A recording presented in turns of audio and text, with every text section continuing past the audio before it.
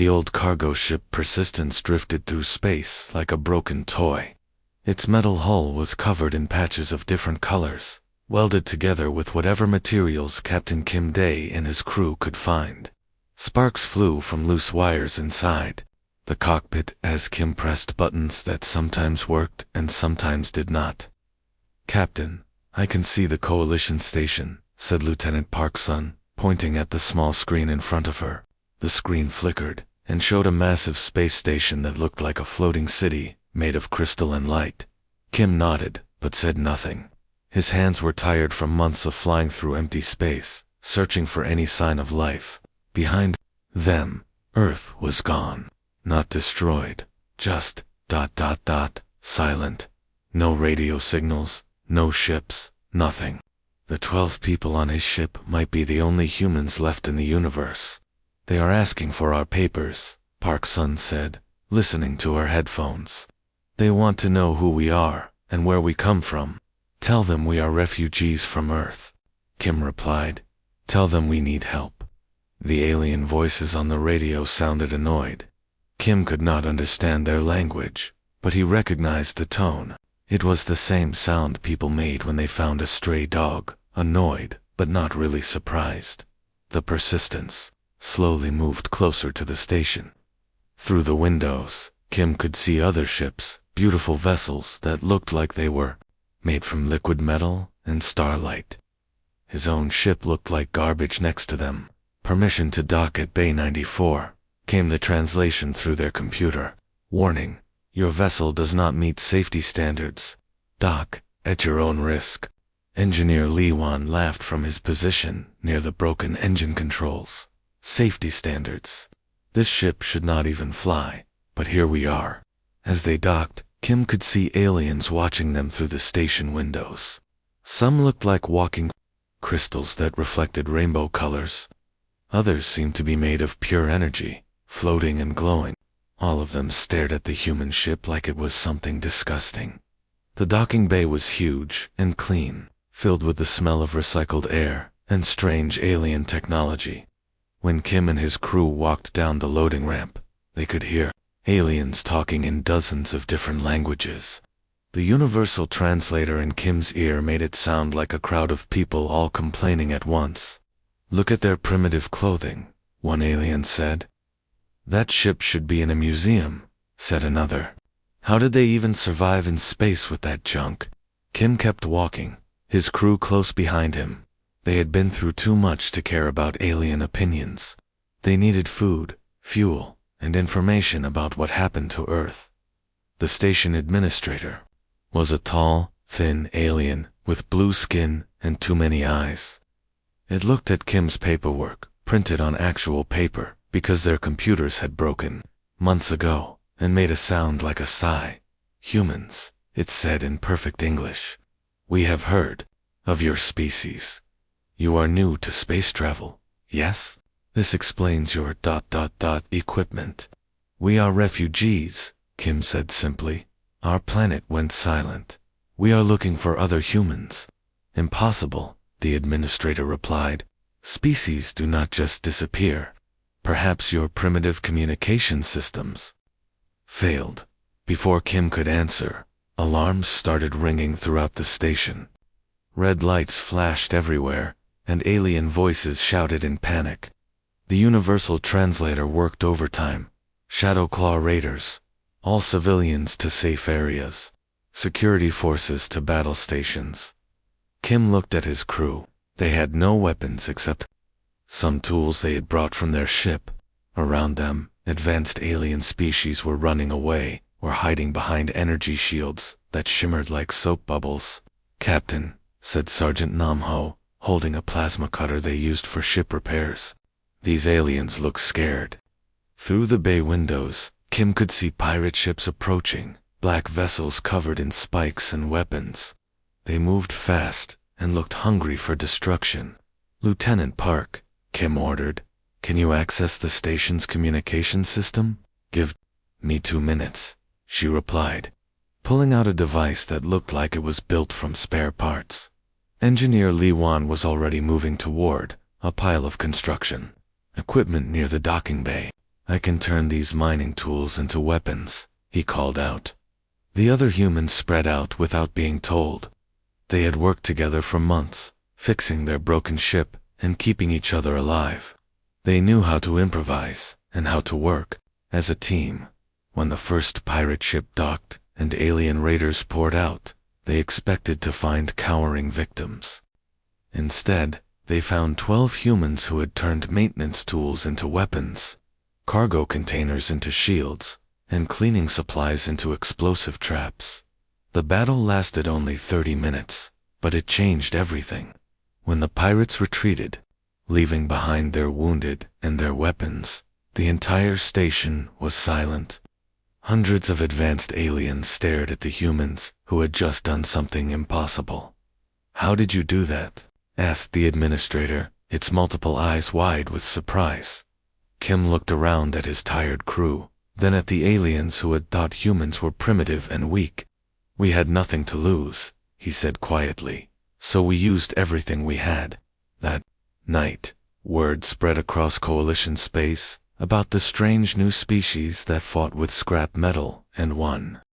3 days after the pirate attack, Captain Kim Dae sat in a waiting room that was bigger than his entire ship. The walls were made of some kind of crystal that showed moving pictures of space battles and alien worlds. He had never seen anything so beautiful or so expensive looking. General Vexfer entered the room like a walking rainbow. The alien's crystal body caught the light and threw colored patterns across the walls. When it spoke, its voice sounded like music played through broken glass. "Captain Kim," the general said, sitting down across from him. "The Coalition Defense Command is very interested in your species. We want to test your abilities." Kim nodded. He had expected this. In the 3 days since the pirate fight, dozens of alien officials had asked him the same questions over and over. How did humans think? Why did they fight instead of run? How did they turn garbage into weapons so quickly? "What kind of test?" Kim asked. "A military simulation," General Thexver replied. "We will give you and your crew standard Coalition equipment and ask you to defend a mock space station. Many species have tried this test. Most fail within the first hour." Kim thought about his crew. They were tired and still mourning the loss of Earth. But they were also curious about this new galaxy they had found themselves in. "What happens if we pass?" he asked. "Full Coalition membership, trading rights, protection, everything your species needs to survive. And if we fail," the general's crystal body dimmed slightly, "then you remain as refugees. We will find you a place to live, but you will have no real power or influence." Kim stood up. "When do we start?" The simulation took place in a massive training facility that could create entire worlds out of light and energy. Kim watched in amazement as the walls disappeared and were replaced by the inside of a space station. Everything looked real. He could smell the recycled air and feel the metal floors under his feet. "Your mission is simple," explained Commander Zix, a floating alien made of pure energy who seemed to be running the test. "Defend Station Beta 7 against a simulated pirate attack. You have standard energy weapons, defensive positions, and 1 hour to prepare." Kim looked around at the station. It was well designed, with clear defensive positions and good sightlines. Everything was logical and efficient, just like the aliens who built it. He called his crew together in the station's main corridor. Lieutenant Park Sun, Engineer Lee Wan, Sergeant Namho, and 8 others gathered around him. "They expect us to use their positions and fight their way," Kim said quietly. "But we are not them." Lee Wan grinned. "What are you thinking, Captain?" "I am thinking we should be ourselves." The crew spent the next hour doing things that made the alien observers very confused. Instead of taking defensive positions, they started moving equipment around. Park Sun found the maintenance tunnels that ran under the entire station. Lee Wan discovered that the mining equipment in the storage bay could be turned into weapons with just a few changes. Sergeant Nam Ho, who had been a farmer before joining the crew, looked at the cafeteria and saw something the aliens had missed. "Captain," he said, "I can make explosives from the kitchen supplies." "How?" Kim asked. "Same way I used to clear rocks from my fields back home," Nemho replied with a smile.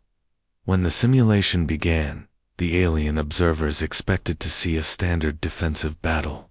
The pirates would attack, the humans would hold their positions for as long as possible, and then they would lose. It was how these tests always went. Instead, the pirates found themselves walking into a maze of traps and surprises. The maintenance tunnels had become ambush corridors. The mining equipment had become artillery guns. The cafeteria had become a bomb factory. "This is not how the simulation is supposed to work," Commander Zix said, his energy form flickering with confusion. General Vexfer watched the display screens in silence. The humans were not just winning, they were winning in ways that the simulation had never seen before. Every time the pirates tried a new attack, the humans came up with a new solution. Lieutenant Park's son had rewired the communication system to confuse enemy signals. Engineer Lee Wan had turned the artificial gravity on and off in different sections to trap attackers. The other humans had created weapons from supplies that most species would never think to use. 43 minutes, announced Commander Zix. The attacking force has been completely eliminated. This is ... unprecedented. After the simulation ended, Kim and his crew stood in the debriefing room, while dozens of alien officers stared at them. Some looked impressed, others looked worried. "How did you know to use the maintenance tunnels?" asked one alien. "How did you think to weaponize kitchen supplies?" asked another. "How did you coordinate so well without formal training?" Kim looked at his tired crew and felt proud of them. "We did not know," he said honestly. "We just saw what was available and used it." General Vexfer stepped forward. "In 300 years of testing, no species has ever completed that simulation in under 2 hours. You did it in 43 minutes using methods we have never seen." The general's crystal body pulsed with different colors as it thought. "Captain Kim," it finally said, "I believe your species has something the galaxy has been missing. The question is, are you willing to teach us?" 2 weeks after the simulation test, Captain Kim Day stood in the Coalition Command Center looking at a holographic display that made his stomach feel sick. The image showed a space station floating in the darkness, but something was very wrong with it. Black, twisted shapes moved across its surface like living oil.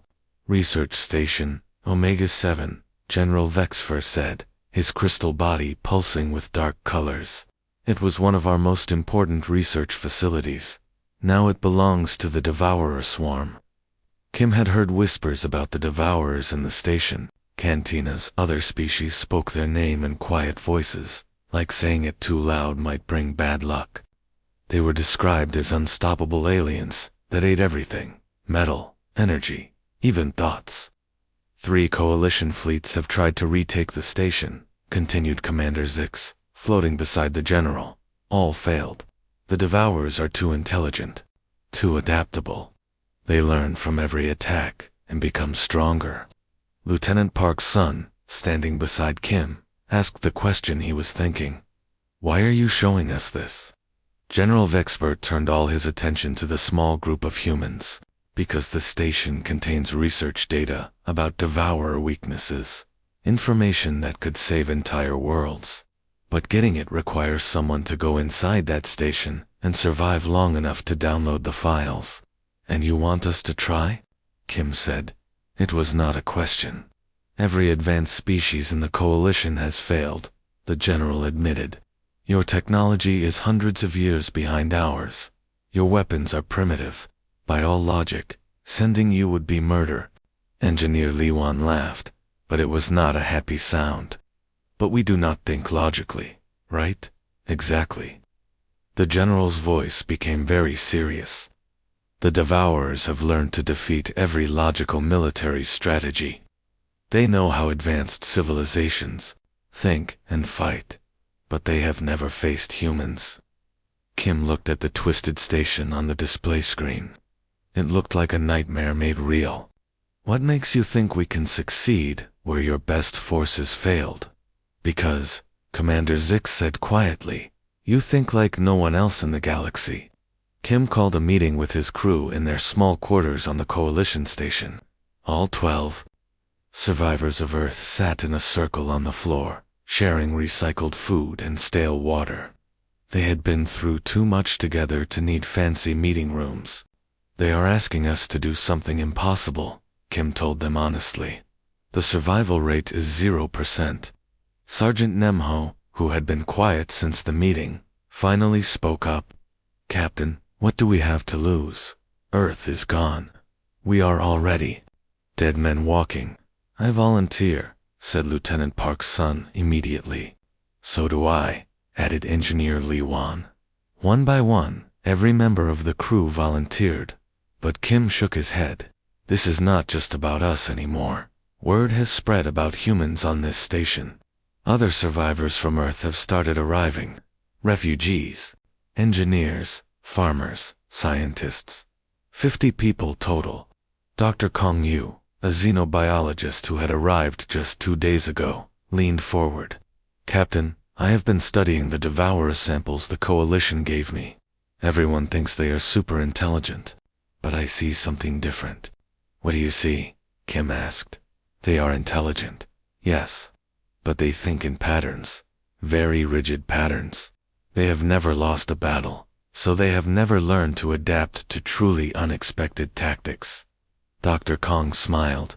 They have never faced opponents who think irrationally. The mission briefing took place in a secure room deep inside the Coalition station. General Vexfer presented their equipment, outdated energy weapons, basic environmental suits, and a small transport ship that looked like it had been built 20 years ago. This is what we can spare, the general said apologetically. Our advanced equipment has all been analyzed by the Devourers. They know how to counter it. Kim examined the weapons and smiled. Perfect. They will not expect these. Dr. Kong, you had spent 3 sleepless nights studying everything the Coalition knew about the Devourers. She presented her findings to the volunteer team in simple terms. They are a hive mind, she explained. All connected, sharing thoughts instantly. This makes them very strong, but also gives them a weakness. They expect their enemies to be logical and predictable. What kind of weakness? Asked Park's son. They have never faced psychological warfare. The concept does not exist in their experience. They do not understand fear, confusion, or misdirection, because they share all information instantly. Engineer. Li Wan grinned. So, if we can confuse them, we might be able to break their coordination, Dr. Kong finished. At least, temporarily. The night before the mission, Kim walked through the quarters where the 50 human volunteers were preparing. Former teachers worked alongside mechanics to modify their basic equipment. A musician named Choi Min had volunteered to handle communications, bringing along a collection of Earth music files. Why music? Kim asked her. Dr. Kang thinks sound frequencies might disrupt their hive-mind connection, Choi Min replied. And, besides, if we are going to die, we should die listening to something beautiful. Kim found Dr. Kong working late in the laboratory, still studying Devourer samples under a microscope. Doctor, he said, are you sure about this? She looked up at him with tired eyes. Captain, I am sure of nothing, but I know one thing. The Devourers have never faced opponents who make weapons from kitchen supplies and turn mining equipment into artillery. They have never fought people who refuse to accept that something is impossible. The next morning, as the transport ship prepared to leave, General Dexver gave Kim one final message. Captain, the alien said, the entire coalition will be watching. If you succeed, you will change how we think about warfare forever. Kim looked out at the twisted space station growing larger on their view screen. General, he replied, we are just going to be ourselves. Sometimes that is enough. The transport ship Hope drifted silently toward Research Station Omega 7. Through the cockpit window, Captain Kim Dae, could see black shapes moving across the station's surface, like living shadows. The Devourer swarm had turned the once bright research facility into something that looked like it was made of twisted nightmares. Sensors show over 3,000 Devourers inside the station, reported Lieutenant Park's son, her voice steady, despite the impossible numbers. They are concentrated near the computer core, where the research data is stored. Dr. Kong, you checked her equipment one more time. She had filled several containers with chemicals from the transport ship's cleaning supplies. Remember, we are not trying to kill them all. We just need to confuse them long enough to get the data. Engineer Li Wan looked at the mining tools they had modified into weapons. 18 hours to get in, download the files, and get out. Simple. Sergeant Nam Ho laughed quietly. Nothing is ever simple when we do it. The station's docking bay was dark and covered in the black organic material that the Devourers used to change captured buildings. As the humans stepped off their ship, they could hear sounds in the walls, clicking, whispering noises that made their skin crawl. Stay close, Kim ordered, and remember the plan. The plan was deliberately crazy. While most of the team created distractions throughout the station, a small group would reach the computer core and download the research data. But the distractions were unlike anything the galaxy had ever seen. Lieutenant Park's son led her team to the station's hydroponics bay, where food had once been grown. The Devourers had turned it into a breeding ground for their young. Park's son and her people spread Dr. Kong's chemical mixture throughout the area, turning the growing chambers into a toxic maze that would confuse Devourer senses. They share all information instantly, Park's son reminded her team as they worked, but they have never experienced information that does not make sense. Meanwhile, Engineer Li Wan had found the station's life support system. Instead of trying to shut it down, he began changing it in random ways. He made some areas very hot and others very cold. He changed the air pressure every few minutes and added strange smells from the cleaning supplies. The hive mind expects consistency, Li Wan explained to his helper, a former farmer named Bei Jin. Let us give them chaos instead. The most unusual part of the plan belonged to Communications Officer Choi Min. She had connected her music player to the station's announcement system and was broadcasting Earth music throughout the facility. But not just any music. She had chosen pieces with complex, changing rhythms that would create sound waves at frequencies Dr. Kong thought might disrupt Devourer neural connections, as classical symphony music echoed through the dark corridors. Something strange began to happen. The clicking and whispering sounds from the walls became confused and disorganized. Some Devourers stopped moving entirely, as if they could not process what they were hearing. It is working, Dr. Kong whispered into her radio. The music is creating harmonic interference with their hive mind network. Captain Kim and his core team fought their way through corridors filled with confused Devourers. The creatures were still dangerous, but they moved more slowly now, as if they were trying to solve a puzzle that had no answer. The computer core was guarded by the largest Devourers Kim had ever seen.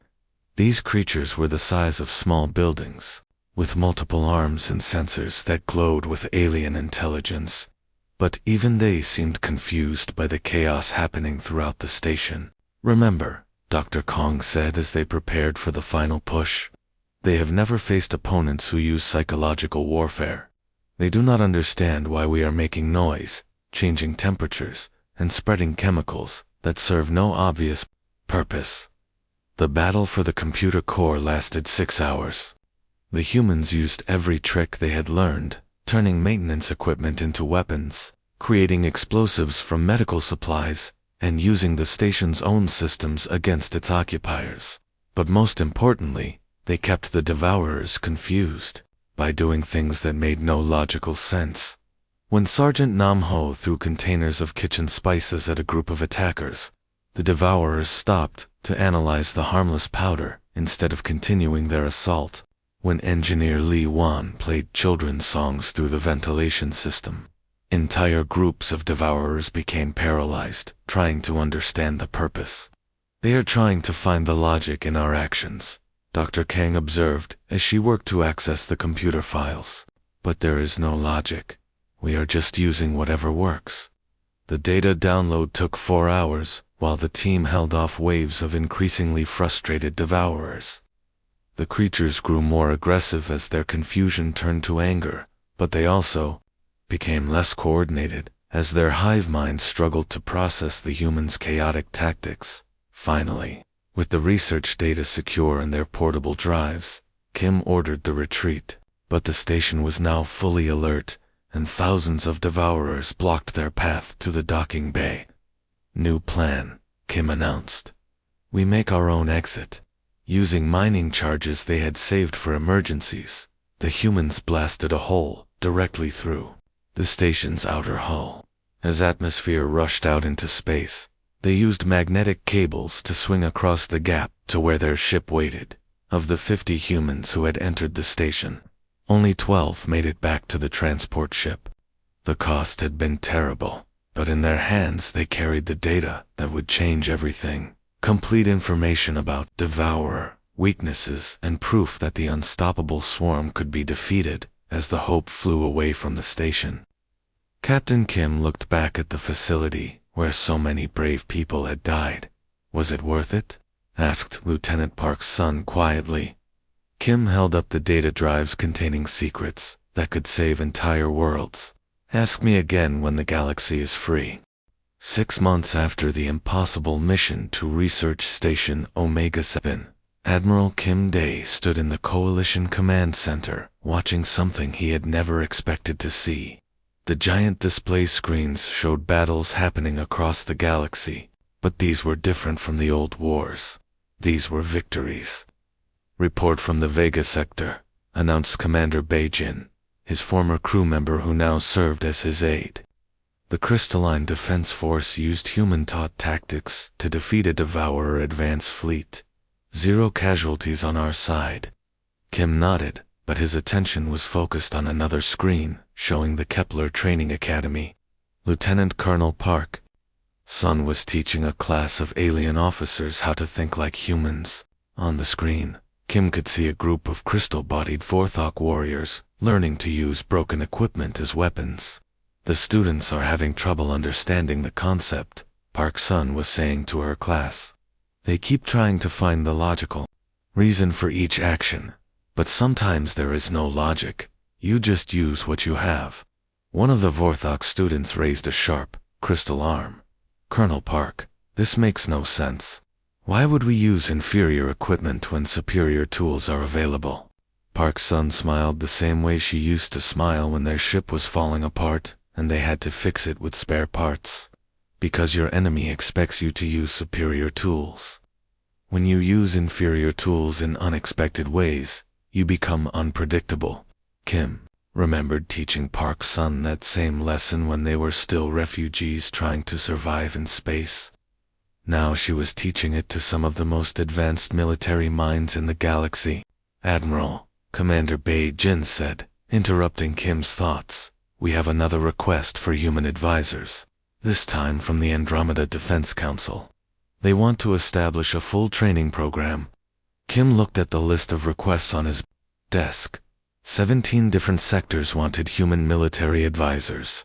23 coalition species had asked for human tactical training. The species that had arrived with nothing but scrap metal and determination had become the most requested. Teachers in known space. What is the status of Chief Engineer Lee Won's program? Kim asked. The Improvised Equipment Division has trained over 3,000 coalition engineers, Beijin reported. They are now teaching other species how to turn everyday objects into military hardware. Last week, a team of Luminari energy beings learned to weaponize their coffee makers. Kim almost laughed at that. Lee Won had always said that humans could make weapons out of anything. But coffee makers seemed extreme, even for him. The door to Kim's office opened, and Dr. Kang Yu entered carrying a thick folder of reports. She looked tired but satisfied, the way she always looked when her research was going well. Admiral, she said, sitting down across from his desk. "I have the analysis you requested. The psychological warfare techniques we developed are being used by 47 different coalition fleets. The success rate is incredible." "How incredible?" Kim asked. Dr. Kang opened her folder and pulled out a chart covered with numbers. Before human training, coalition forces had a 32% success rate against devourer attacks. After implementing human tactics, the success rate is now 89%. Kim studied the numbers, still amazed by how much had changed. "What about the music warfare program?" Communications Officer Choi Min's acoustic disruption techniques are now standard equipment on all coalition warships. She has trained over 500 communications specialists from 60 different species. Some of them are using their own planetary music now, with equally effective results. Dr. Kong leaned forward, her expression becoming more serious. "Admiral, there is something else. The other species are not just copying our techniques anymore. They are starting to think like us. They are becoming more creative, more willing to take risks, more likely to see possibilities instead of limitations." Kim considered this news carefully. "Is that good or bad?" "I think it is very good," Dr. Kang replied. "We are not just teaching them tactics. We are teaching them to be innovative. The galaxy is becoming more human in the best possible way." That evening, Kim walked through the coalition station's recreation area and saw something that filled him with pride. Human survivors from Earth were sitting with aliens from dozens of different species, sharing stories and ideas.